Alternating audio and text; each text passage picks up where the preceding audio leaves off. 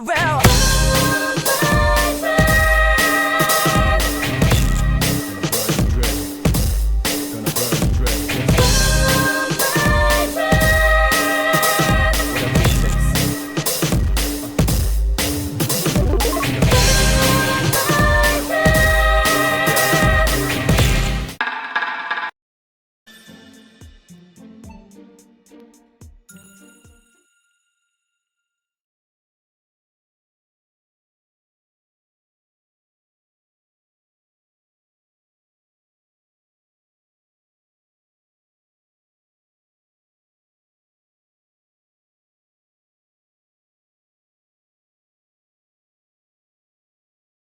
What?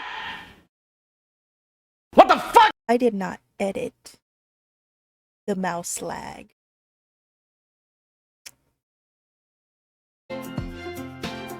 So Tsunagari Chess School is, as you guessed, a game about a school where you go to learn how to play chess. Now, it is kind of visual novel-y, but it's not strictly a visual novel. You actually do have to learn different techniques and different methods of playing chess, which can either be really fun for you if you quite enjoy board games and chess and checkers, or it could bore you to death, and you will be very, very much only here for the waifus. I was intrigued by the premise because from the title, it made me think that it was just like going to be a visual novel about the chess school and its attendees. Much to my chagrin and my surprise, in a good way, that was not the case.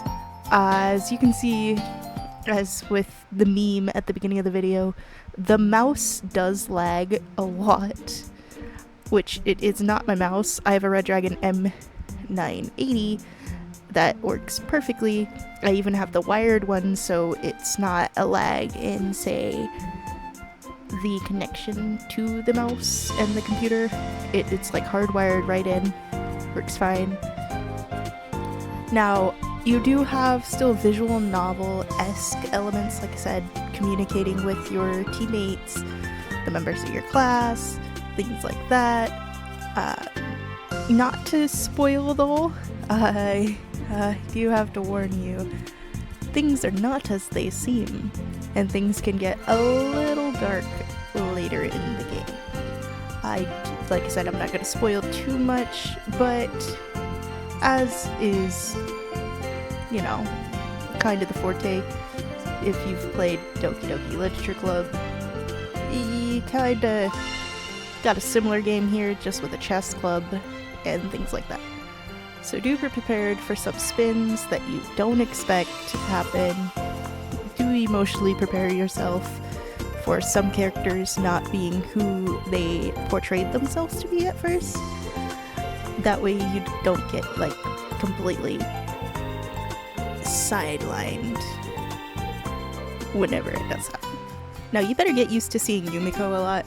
Despite the fact she is not the first female that you meet in the game, the first female character, she is one of the most integral characters to the game, and you will see her a lot, so you better get used to her. You better get real acquainted. Otherwise, if you find her annoying, you're gonna be annoyed the whole game. Now, there isn't a lot of walking around controls or anything. It's a lot of click around type stuff. You don't get to really actually walk around or anything. But you do have interactions. You can go to the park, as I'm showing here, and then do that before you go home. Now, Sora is also a character that is important to the story, and on screen right now, we are meeting Sora for the first time. Apologies to all Kingdom Hearts fans, this is not the Sora you are looking for.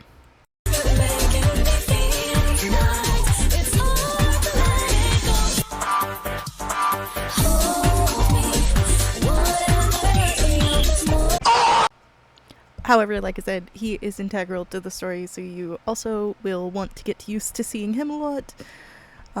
He is a little interesting, I will say that, as a character, but he's not the worst character in this game by any means. So get used to seeing him a lot, and of course, get used to the endless loop of go to school, go to park, go to home, go to sleep.